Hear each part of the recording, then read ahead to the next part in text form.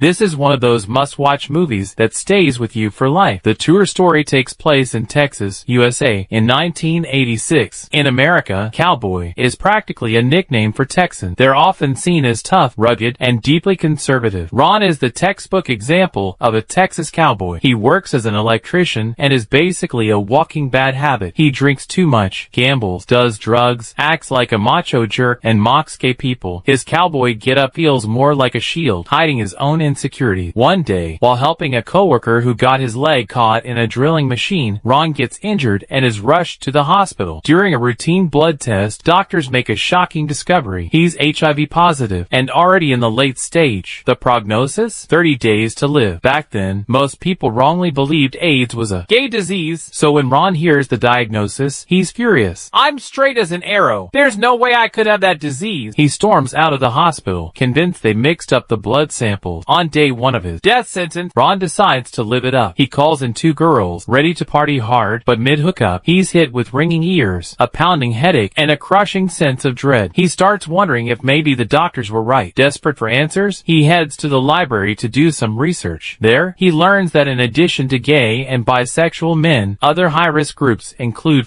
drug users and people with multiple sex partners. That's when he remembers a night at the rodeo with a prostitute who had needle marks on her arm. The realization hits him like a brick, cold sweat and all. Meanwhile, the hospital is running clinical trials for a new drug called AZT, one of the first treatments for AIDS. Ron rushes back, hoping to buy some, and meets Dr. Eve, a beautiful physician overseeing the study. But she tells him the drug isn't for sale. It's still in testing, and can only be given to selected patients in the trial. Frustrated and desperate, Ron leaves empty-handed, but his troubles aren't over. Word of his diagnosis spreads among his coworkers, and overnight, he goes from being one of the guys to being totally ostracized. Isolated and terrified, he even starts praying to God. Determined to survive, Ron bribes a janitor at the hospital to sneak him some AZT. With the drug in hand, he goes back to partying like before, but the looming fear doesn't go away. By day 28, the janitor tells him the gig's up. AZT is now under lock and key, but he gives Ron a lifeline, a lead on a doctor down in Mexico who might have something even better. Ron's body eventually gave out. He collapsed in the middle of the street and woke up back in the hospital. The doctor told him point blank, if they hadn't given him a blood transfusion in time, he'd be dead already. They also discovered AZT in his system and started questioning him about where he got it. Ron refused to say a word. That's when Rayon showed up, a flamboyant, HIV-positive drag queen who was also part of the clinical trial. Ron, still holding on to his prejudice, threw insults at Rayon without hesitation. But Rayon didn't flinch. He even asked if Ron wanted to play poker. Ron didn't say no. They played a few hands. Ron lost money and then suddenly cramped up, clutching his leg in pain. Surprisingly, Rayon rushed over and massaged his leg to help. That simple gesture started to chip away at Ron's bigotry. As it turns out, Rayon had been getting AZT through the trial, then selling half of it for $5,000 a dose. Ron wanted in on the deal, but Rayon said the doses were already split. There was no way to divide them further. Out of options and out of cash, Ron quietly signed himself out of the hospital. He knew staying there without meds was basically waiting around to die. But when he got home, things got even worse. Slurs like faggot were spray painted across his door. His house had been chained shut. Clearly, the neighborhood wanted him gone. Furious and heartbroken, he screamed into the empty street, but no one answered. He grabbed his shotgun from the truck, blasted open the door, gathered up his scattered cash, stared at the painting on the wall one last time, and walked out. On the drive down to Mexico, Ron hit rock bottom. He even considered ending it all right there. Pulled out his gun, tears streaming down his face, but in the end, he just couldn't do it. He broke down, sobbing like a lost child. But then came a glimmer of hope. He found the doctor in Mexico. The doctor was blunt. If Ron wanted to survive, he had to quit drugs, quit drinking, and never touch AZT again, because AZT, while seemingly effective, worked by killing all cells, healthy ones included. Instead, the doctor gave him alternative medications that were far less toxic, even harmless. Amazingly, Ron didn't just survive. He kept going for 3 more months. His condition visibly improved. Against all odds, Ron had bought himself some time. These alternative medications hadn't been approved by the FDA in the United States, meaning they were illegal there. Ron immediately sensed a huge business opportunity. Low-cost, highly effective drug that couldn't be bought in the US? He decided to team up with the Mexican doctor and started his drug smuggling operation. To get through customs, he disguised himself as a priest, but still got stopped by security. The FDA agents told him he could only bring in a $90 20-day supply. Ron, ever the quick thinker, claimed he needed over 30 pills a day, over 3,000 pills in total, all for personal use. The inspectors were skeptical, but let him through, warning him sternly, "If we find out you're trying to sell these, you'll go to jail for a long time." Ron swore on his life. "I swear to God, I'm going to take all of these myself. My life depends on them." With that, he was able to bring the drugs into the U.S. But getting the drugs wasn't the problem. Selling them was. He started approaching gay communities, trying to pitch the drugs, but no one was interested. They saw him as a shady character and thought he might be a scammer. While a few recognized the drugs as legitimate, the response was lukewarm. That's when Rayon, the flamboyant man from the hospital, appeared. Ron didn't like his gay appearance and told him to leave, but Rayon pulled out a huge wad of cash and offered to buy enough for 20 people. Seeing a big opportunity, Ron was tempted but still hesitant. Rayon then bluntly said, "You're such a homophobic jerk. You don't deserve to make money off us." Though the insult stung, Ron realized this guy had connections, and those connections were key to getting the drugs into the hands of those who needed them. So Ron chased after him and suggested they work together on a profit-sharing deal. They eventually agreed to a 70-30 split. Sure enough, with Rayon's help, the people who had been skeptical of Ron's legitimacy began to buy the drug. With Rayon's assistance, the drug business grew rapidly. But there was a catch. Since the drugs weren't FDA approved, they were illegal. To cover his tracks, Ron started a company called the Dallas Buyers Club and set it up as a membership-based service. Members paid a $400 monthly fee to receive regular supplies of the medication, but they had to sign a waiver, agreeing not to hold him responsible if anything went wrong. At the same time, AZT, the drug that had been in clinical trials, was finally approved by the FDA, but at a steep price, $10,000 a year. It became one of the most expensive drugs ever. Ironically, this worked to Ron's advantage. AZT was not only expensive, but had serious side effects. His own drugs were cheaper and more effective, so word spread quickly, and more patients came to him for the meds. Meanwhile, Dr. Eve noticed that Rayon hadn't been coming to the hospital lately. She tracked him down at his address, and discovered that so many patients were buying drugs from him. From a medical perspective, she was horrified. These unapproved drugs carried huge risks, and no one knew what side effect they might cause. She was strongly opposed to what was happening. Over time, Ron and Rayon began to get to know each other better, and Ron started to realize that the very people he'd looked down on, gay men, were actually more reliable than the so-called Texas cowboys he'd always admired. One day, while shopping at the supermarket, Ron ran into an old friend and intentionally approached him. However, the friend publicly mocked Rayon for his cross-dressing. Ron had had enough. He quickly subdued the man and forced him to shake Rayon's hand. Rayon was deeply moved and felt a respect he hadn't experienced in a long time. Soon after, Ron flew to Japan to source new medications, but the lab informed him that they would only provide the drugs if he had a doctor's prescription. Ron quickly found a doctor and easily obtained a 2-year supply of the medication. On the flight back to the U.S., Ron injected himself with a dose of the new Japanese antiviral drug. However, the powerful effects knocked him out, and he collapsed in the airplane's bathroom. This incident caught the attention of the FDA, and when he returned to the U.S., the medications he brought back were confiscated. In order to ensure his patients still had access to medicine, he had to travel worldwide to restock. Dr. Eve began to notice that the medications were working. Many of her patients were improving, and she quietly accepted what Ron was doing. She even agreed to a somewhat informal date with him. However, the hospital's director was not so understanding. He continuously reported them, leading to one FDA raid after another. The club was on the brink of shutting down. Months later, the government passed new regulations allowing AIDS patients to purchase medications they believed were necessary in critical situations, but only with a doctor's prescription. This created a major issue for the club, as no doctor was willing to take the risk of writing those prescriptions, leaving them unable to legally operate. Just when things were looking grim, one of Ron's patients offered to provide a new location for the club, solving their rent problem. However, the two major obstacles, affording the medication and getting the prescription, remained unresolved. In a desperate situation, Rayon put on a suit instead of his usual women's clothes and, with newfound courage, sought out his wealthy estranged father. They had severed ties years ago due to Rayon's homosexuality, but this time, Rayon humbled himself. He explained that he had AIDS and didn't have much time left, and all he wanted was to help the man who had once treated him kindly before he passed. His father, moved by this, finally agreed to help. With a sudden influx of money, Ron grew suspicious. Rayon, however, only brushed off his concern, claiming it was an advance on his insurance policy, and never revealing the truth that his time was running out. Ron was deeply deeply touched by this. And for the first time, the two men embraced sincerely, without labels, no longer a cowboy or a gay man, but two friends who had forged a deep bond at the edge of life and death. As for the prescriptions, Ron hit a dead end at every turn. In the end, he could only sneakily get them from Dr. Eve. Meanwhile, the Mexican doctor showed him an article from a French medical journal, which clearly stated that AZT was too toxic for most patients and had no long-term effectiveness. This crucial information, however, had been suppressed by the FDA, likely due to bribery by pharmaceutical companies. On the other side, Rayon's condition rapidly worsened, and he was left with no choice but to receive AZT treatment in the hospital. He had no idea that the drug was doing him no good. As he neared death, he still made an effort to look presentable. He had prepared himself to face death calmly, but when the moment came, he couldn't help but break down and cry. "I don't want to die." He was still attached to the world, to the warmth of life, and that included his bond with Ron. When Ron rushed back with the new medication, it was too late. Rayon had already passed away. Ron was consumed by grief and anger. The medication that could have saved him had been suppressed for profit, while patients were treated as mere tools for money. This was the turning point for Ron. He had once started the club for financial gain, but now he was willing to lose everything to help his fellow patients survive. He even sold his car to keep the operation going. But the FDA struck again, and a final raid shut down the club for good. Determined to continue the fight, Ron decided to sue the FDA. He protested at their press conferences, handing out flyers to expose their greed and inform the public that the drug that could actually save lives were not the so-called only solution they claimed to offer. When Dr. Eve learned the whole truth, she was deeply disappointed by the hospital and the drug authorities for concealing AZT's side effects. She fully sided with Ron. Ron's lawsuit finally went to trial in a San Francisco court. Although the Constitution granted citizens the right to choose their own treatment, another law clearly prohibited the circulation of unapproved drugs. The two laws were in direct conflict, yet both existed simultaneously. In the end, the legal system sided with the bureaucracy, and Ron lost the case. However, when he returned to the club, he was met with a standing ovation from all the patients, as if welcoming a hero returning from battle. In their eyes, Ron was the brave man who fought for patients' rights. Even though he lost the case, it was an honorable defeat. For Ron, in that moment, he truly found a reason to live. He was no longer a small man solely focused on making money. He had become someone with responsibility, with purpose. The event sparked a huge public outcry, and the pressure from the public forced the drug authorities to relent, allowing patients to purchase medications they believed were effective, no longer using approval status as the only criterion. Eventually, Ron returned to the long-awaited bull riding competition. His frail body was perched on the back of an angry bull, looking like it could fall off at any moment, but he held on tight to the reins, as though grasping onto his hope for survival. It was as if he was telling everyone that every person's fate should be in their own hand. The movie Dallas Buyers Club is based on a true story. The real-life figure passed away in 1992. Initially, doctors predicted he would only live for 30 days, but he defied the odds and survived for 2,557 days, nearly 7 years. He transformed from a selfish, prejudiced man into a selfless, fearless fighter. Through his actions, he changed people's perception and showed us a truly indomitable cowboy who held on tightly to life, even in the face of fate, until the very last moment. After watching this film, it's hard not to be shocked by the dedication of Matthew McConaughey and Jared Leto, who lost significant weight for their roles. Matthew started dieting 6 months before filming, working with a nutritionist and weight loss coach to control his weight scientifically. However, due to delays in funding, the producers decided to cut the lighting budget, and the film was made with just $4 million.